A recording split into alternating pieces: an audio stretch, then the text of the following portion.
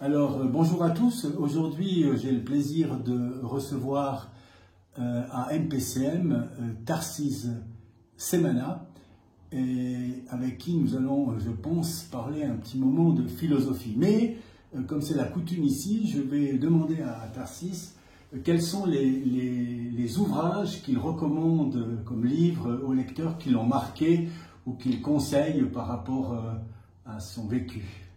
Écoute, merci de m'accueillir chez vous, mais j'ai plein de livres, mais les plus importants que je peux recommander aux gens, c'est... 3 exemplaires. Trois exemplaires, les plus importants. Le Léviathan. Le Léviathan. Ouais. Alors, pourquoi le L'être et Léviathan? l'infini.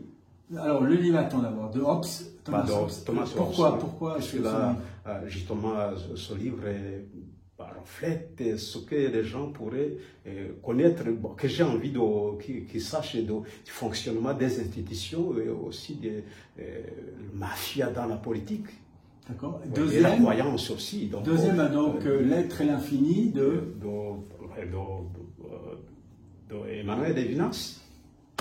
Et alors, ouais, alors je n'ai jamais lu Lévinas pour essayer de l'approcher. Qu'est-ce qu'il y a de particulier qui fait qu'il faut avoir lu ce livre? C'est cette question de la littérité. La littérité, l'autre m'interpelle. Donc, du fait que l'autre m'interpelle, alors je dois entrer en dialogue avec lui, communiquer, et voilà, échanger sur ses atouts et aussi, peut-être aussi, partager ce qu'il a et lui partager ce que j'ai. Et d'ailleurs, c'est un livre qui vient... qui est quand même en relation avec le livre aussi de Sartre là. L'autre vole mon monde. Donc, Emmanuel Levinas essaie un peu de montrer qu'on peut être complémentaires, on peut s'enrichir mutuellement, si je me résume un peu. Et alors, le troisième livre? Le troisième livre, alors... toujours en philosophie. Votre liberté. Et ma liberté, alors, le troisième livre, alors, moi je dirais Les funérailles dans la tradition rwandaise, puisque ça m'intéresse de savoir comment les funérailles se passent, que ce soit dans la tradition suisse, que ce soit dans la tradition française ou... Alors, les funérailles de qui? J'ai pas les funérailles... L'auteur, c'est qui? C'est moi, Tarcisse Semana. Ah d'accord, donc les funérailles de Tarcisse Semana. Les funérailles dans la tradition rwandaise. D'accord, ouais. D'accord. Et alors justement, vous êtes notamment aussi écrivain. Ouais. Votre œuvre, elle est dans quel champ? Quel type de livre vous avez écrit? J'ai écrit, pour le moment, j'ai 5 livres que j'ai publiés à l'Harmattan. À l'Harmattan, à Paris. À l'Harmattan, à Paris. Mm-hmm. Il y a justement les funérailles de la tradition rwandaise. D'accord. Où je mets en lien avec ce qui se passe, ce que j'ai vu ici en Suisse, avec Crétin qui avait écrit aussi sur les funérailles, sur la mort. Crétin, oui. Alors, il m'a interpellé, j'ai dit, pourquoi ne pas quand même explorer ma tradition et voir les similitudes, et voir les particularités. Et ça m'intéresse. Étant donné que même la mort n'épargne personne. Que ce soit un blanc, que ce soit un noir, que ce soit un... c'est pas quoi. Donc ça m'a interpellé au fait d'approfondir ma culture, et en même temps de voir la richesse que ma culture, qui a été, disons, falsifiée par les missionnaires, les missionnaires chrétiens, les colos, explorer quand même les valeurs sociales, les valeurs morales et éthiques. Donc c'est ça. Et les autres livres alors que vous avez... Les autres livres, comme je suis journaliste, le premier livre c'est en fait sur la liberté de la presse au Rwanda. La liberté de presse au Rwanda. Au Rwanda. Où je mets en question justement aussi non seulement le régime en place du général Paul Kagame, qui est soutenu par les puissances occidentales, aussi où je mets en question des Nations Unies qui nous ont laissé dans dans l'assassinat, tout ça, qui ont été, disons, qui ont regardé ce qui se passait à nous et qui ont retiré les contingents et nous laissé sur les cadavres. Donc, je mets en question aussi le tribunal d'Arusha et les puissances américaines et la France, tout ça. Ça, c'est, j'essaie quand même de rendre compte de mon travail, si vous voulez, de rendre compte de la liberté qui est manquement dans la société rwandaise et en général aussi africaine. Parce que je crois qu'il faut dire, vous êtes, on va dire, un vrai réfugié politique, dans le sens que la Suisse vous a accueilli en tant que réfugié politique. C'est bien ça? C'est ça, oui, j'ai été en prison. Et voilà, pourquoi réfugié politique?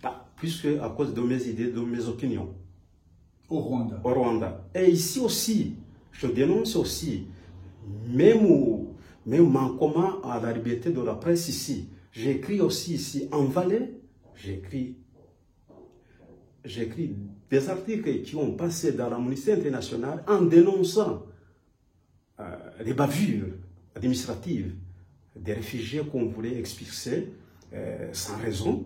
Et j'ai été quand même mal vu par le service cantonal à l'époque de M. Dolavala. Et comment vous expliquez cette restriction, ce que vous appelez restriction de la liberté de la presse? Vous parlez d'ici en Suisse? En Suisse, vous parlez. Si, puisque là... Pourquoi? Alors, pourquoi ça vient d'où ça? Ça vient de la constatation, ici en Valais. Mais le pourquoi? Le pourquoi? Ce qui m'intéresse, c'est le pourquoi. Le pourquoi? Pourquoi une absence ou... je ne sais pas, c'est lié... Selon votre appréciation. Selon ma appréciation, c'est lié à votre histoire du Valais. Puisque là, en Valais, quand je me suis renseigné, il n'y a qu'un seul journal. Donc, ça date du longtemps que vous avez baigné dans ce monopole de l'information, ou même les gens qui essaient quand même d'apporter quelque chose de nouveau, ils sont mal vus. Et le Canal 9, là, il flangeait, il a essayé de bousculer les institutions ici, de bousculer les partis politiques. On sait comment il a été quand même un peu mis à l'écart, mal vu.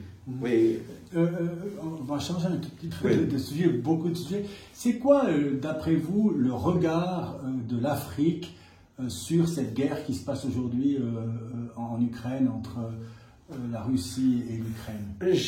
Est-ce qu'il y a un regard spécifique de l'Afrique? Non. Il n'y a pas un regard spécifique, puisque là, quand vous parlez de regard spécifique, il ne faut pas individualiser. Puisque là, chaque pays, en son regard, est vis-à-vis des intérêts géopolitiques. Mais il y a et le Rwanda, alors si on le Rwanda, ils sont un peu ni contre ni pour.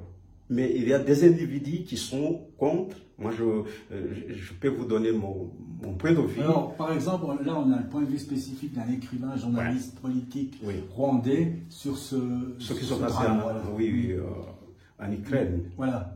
Moi, je dénonce la complicité des pays occidentaux, notamment les pays européens, puisque là, ils sont contre la Russie, ils soutiennent l'Ukraine, et en même temps, ils profitent quand même de la richesse de la Russie, notamment sur l'énergie, tout ça. Donc, ils essayent de ne pas se mouiller, mais en même temps de soutenir quand même l'Ukraine. Pourquoi soutenir l'Ukraine, pas la Russie, ou bien rester neutre? Puisque là, moi, je ne suis pas d'accord de ce qui se passe là en Russie. La Russie, on sait que c'est une puissance, et en même temps, il y a des enjeux politiques entre l'Ukraine et la Russie, selon leur histoire. Donc, du fait que... Est-ce qu'il n'y a pas une ligne rouge qui a été franchie avec l'invasion russe le 24 février 2022? Non, pour moi non. Pour moi non. Il n'y a pas une zone rouge. La souveraineté des pays... Avant, appartenait à l'Ukraine, appartenait à la Russie.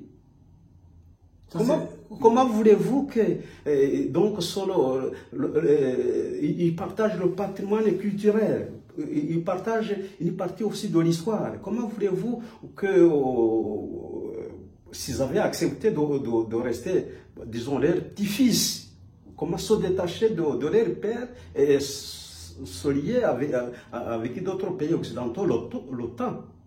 D'accord. Et vous, journaliste politique qui a subi le joug des puissances politiques dominantes du Rwanda, quel regard vous portez alors sur l'extraordinaire liberté de la presse qu'il y a à Moscou, où on sait très bien que tout le monde peut écrire sans problème, il n'y a pas, etc. Non, vous voyez bien que il n'y a pas la liberté de presse. Je caricature là-dessus, puisqu'on se rend bien compte qu'il y a un tas de mesures qui sont prises anti-liberté de presse, anti-journalistes, avec même des crimes, hein, on peut le dire. Et puis les fondations, par exemple Sakharov récemment qui a été fermée. Quel regard vous portez-vous alors sur cette démocratie russe? Non, il n'y a pas de démocratie en Russie. Donc il y a une dictature douce. Je dirais douce, c'est pas comme la dictature en Afrique.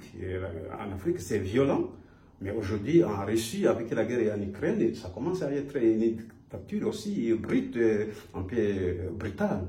Mais il n'y a pas de liberté de presse, même enfin l'invasion de l'Ukraine. Donc c'est un fait. Donc un tas, on va dire, les journaux dominants, mais aussi des petits journaux, hein, puisque l'index défend aussi cette position, de dire que l'État russe est devenu, enfin depuis longtemps, un État mafieux. Donc qui dit mafia dit évidemment antidémocratie. D'accord. Est-ce que ça c'est une réflexion qui vous parle, ou bien vous dites non, c'est une exagération occidentale? Mais c'est une exagération pour moi, puisque à propos de la démocratie, qui est un modèle de démocratie? Si vous parlez de la démocratie, je vais vous donner des exemples. D'ici même en Valais. Feizinger avait contesté contre les mafias des votes. Est-ce qu'il a eu la justice ou pas? Pourquoi on ne nous a pas montré un exemple de celui qui avait volé donc les urnes? Est-ce qu'il a été sanctionné? Il a été puni? Il y a eu des sanctions. Hein. Dites-moi qu'est-ce qui s'est passé avec des personnes qui ont volé les urnes? Est-ce que ça a changé le résultat? Ça n'a pas changé des résultats, mais ce que je veux, c'est que ça soit quand même exemplaire au niveau de la justice. Même si ça ne change pas des résultats, on aimerait bien que quand même ça soit exemplaire. Vous avons infligé des sanctions, puisque là, vous avez été au-delà de ce qui est dans la démocratie prévu. Il y a eu les gens qui ont arraché les croix sur des collines. Les gens, ils ont été poursuivis, mais est-ce qu'ils ont été sanctionnés? Ça restait dans les tiroirs, mais nous qui nous intéressons de la situation, on aimerait bien avoir tout ça. Puisque là, quand on est dans des écoles pour discuter des questions de société. Qu'est-ce qui fait que Tarsis Semana s'est intéressé, peut-être déjà adolescent ou avant, à la chose politique? C'est quoi l'histoire qui a fait qu'un jeune Africain s'intéresse à ces choses? Moi, je m'intéresse à la politique puisque même au Rwanda, j'étais journaliste politique. Et je reste même. Alors, ma question, c'est comment on devient au Rwanda journaliste politique? Par vocation ou bien par. C'est inscrit dans la petite enfance déjà ou bien? Non, mais j'ai pas disons, par infusion des expériences de mes aînés. Et il y avait quelqu'un qui m'a inspiré quand même, que j'ai vu, qui n'était pas même journaliste, c'est tout simplement défenseur des droits humains. Puisque c'est différent. Vous aviez accès à votre adolescence à des livres politiques ou philosophiques, etc. Non, à mon adolescence, non, moi j'ai une formation de base d'enseignant. D'accord. Et après, c'est après que... le livre, pour l'enseignant, je pense que le livre, il y a une certaine importance en Afrique. Où la psychologie, la pédagogie. Le premier livre, le premier souvenir de lecture, c'est quoi? Moi, c'était L'Enfant Noir. L'Enfant Noir? Oui, c'est la littérature. C'est Bilago Diop. D'accord. Ouais. C'est une auteur Bilago Diop, il est sénégalais. Mais est-ce que ça introduit déjà la chose à la cité, aux choses de la cité, etc. Si, les choses de la cité, de la culture, oui, les choses vraiment de la cité, l'Enfant Noir, comment vous vivez sur la colline et que les autres qui remplissent leurs poches, là, ils vous ignorent. Ouais. Puis ici, comme écrivain, par exemple, vous êtes là, je crois, depuis 2005. 2005, quelque chose, donc le 31 janvier 2005. Donc ça fait presque 20 ans maintenant. Ouais. En Valais en plus. En Valais. Est-ce que vous avez pris connaissance de la littérature d'ici un peu ou bien pas?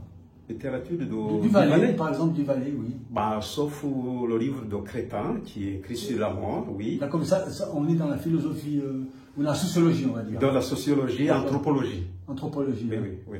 D'accord. Bah, et aussi de Ziegler, oui. D'accord. L'empire de la honte. Donc c'était quelqu'un que j'admire beaucoup, qui essaie quand même de bousculer un petit peu les uséners de la société. Qui est bien connu du monde étudiantin, etc. Oui. Et puis, donc, peu à peu, on se décide à être enseignant, et puis après, on passe, à quel moment on passe à la chose politique, on va dire, du journaliste politique comment ça se fait? Si vous voulez, moi, ce qui m'a poussé peut-être à aller plus vraiment extrêmement dans la chose politique, c'est les cours de philosophie que j'ai eu au grand séminaire. J'ai fait le grand séminaire pour devenir prêtre, mais c'est le seul endroit où on pouvait, même aujourd'hui au Rwanda, où on peut apprendre de la philosophie. Et la philosophie ouvre sur toutes les dimensions. Humaine, sociale, anthropologique, psychologique. Et la métaphysique, bien sûr. D'accord. Alors, naturellement, là, on vient un peu de parler de philosophie. Vos auteurs philosophiques, vous avez commencé le parcours, on va dire, le cursus universitaire. Oui. Au Rwanda, enfin, dans les écoles que vous avez suivies, c'est quoi? On apprend quels auteurs? On commence avec les présocrates. Hein. D'accord. Et là, par exemple, qu'est-ce qui vous a plu? Gorgias. Oui. L'homme est la mesure de toutes choses.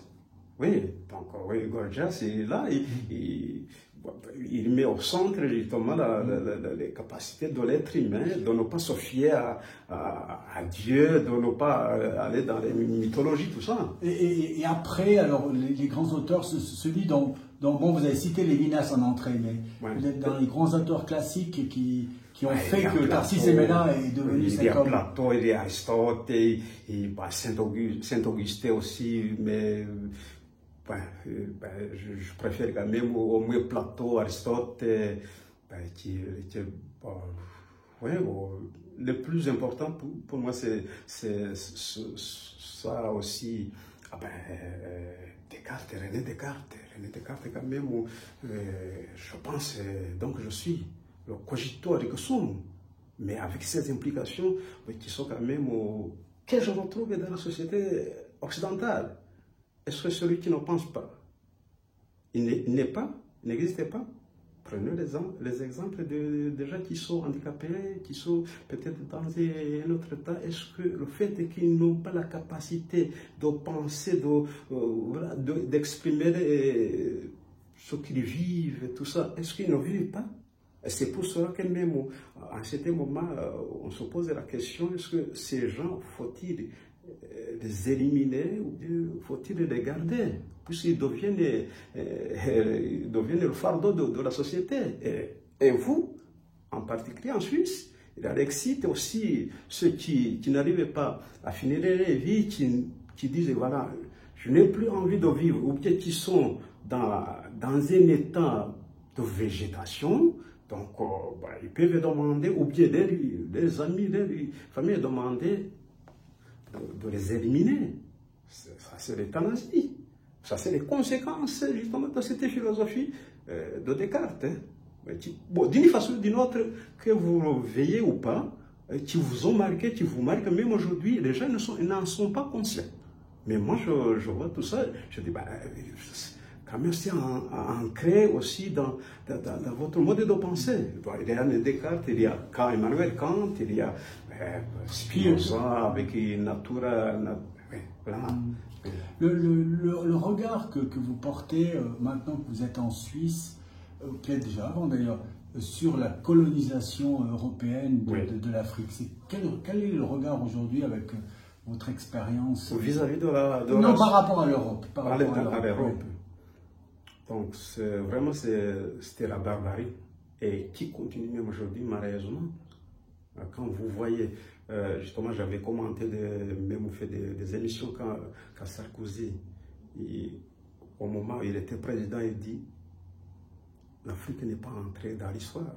C'était Hegel qui reprenait. Et Hegel. oui, bien sûr. Et oui. Ben, les conséquences, c'est que donc il nie à l'Africain son identité. L'Africain n'existait pas. On peut en faire ce qu'il fait. Ce n'est plus une personne. Donc on peut faire ce qu'on veut chez lui. Mais est-ce que ce n'est pas un reproche qu'il disait à l'Afrique en disant « Vous n'êtes pas entré dans l'histoire, prenez-vous en main ». Est-ce que ce n'était pas dans ce sens-là qu'il formulait? Non, mais on est en philosophie. On n'est pas dans la démagogie politique. Si vous allez... Donc, si on vous dit « Vous n'êtes pas entré dans l'histoire », c'est-à-dire vous n'existez pas. Vous n'existez pas. Donc, au moment où vous prendrez conscience de votre existence, là, je vous reconnaîtrai votre existence. Est-ce que c'est... Enfin, si je vais un peu plus loin, est-ce que c'est l'essence précède l'existence ou l'existence précède l'essence? Ça, on a répondu clairement à cette question. Oui, c'est l'existence. C'est l'existence. Alors, c'est ça qui marque aussi Sarkozy. Puisque là, vous n'existez pas aujourd'hui. Puisque vous n'êtes pas conscient. Donc, les trois questions de Jean-Paul Sartre,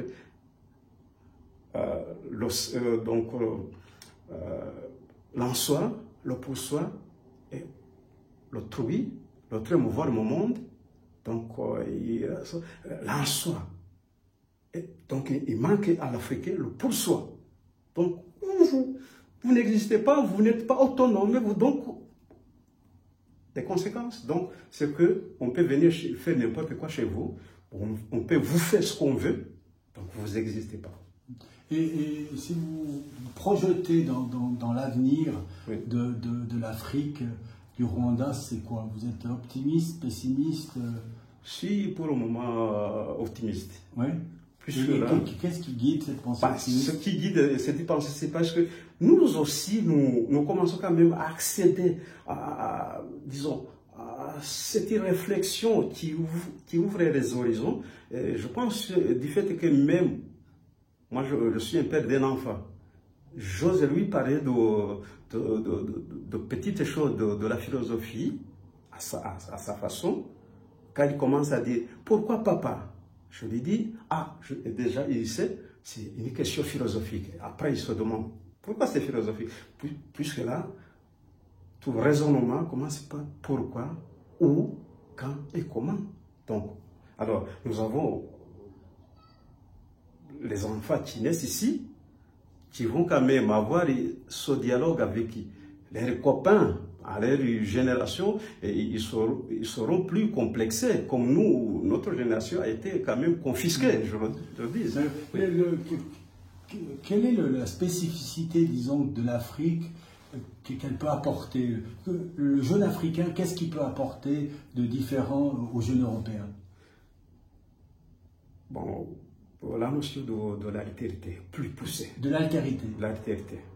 Rapport à l'autre. Rapport à l'autre. Alors, c'est s'ouvrir à l'autre. Enfin, l'Africain est plus capable d'ouverture que l'Européen. S'ils sont ensemble, oui.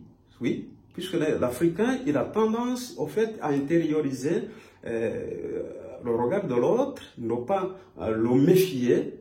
Tandis qu'ici, avec la formation, tout ça, c'est rationnel. Celui qui ne réfléchit pas dans ces cadres,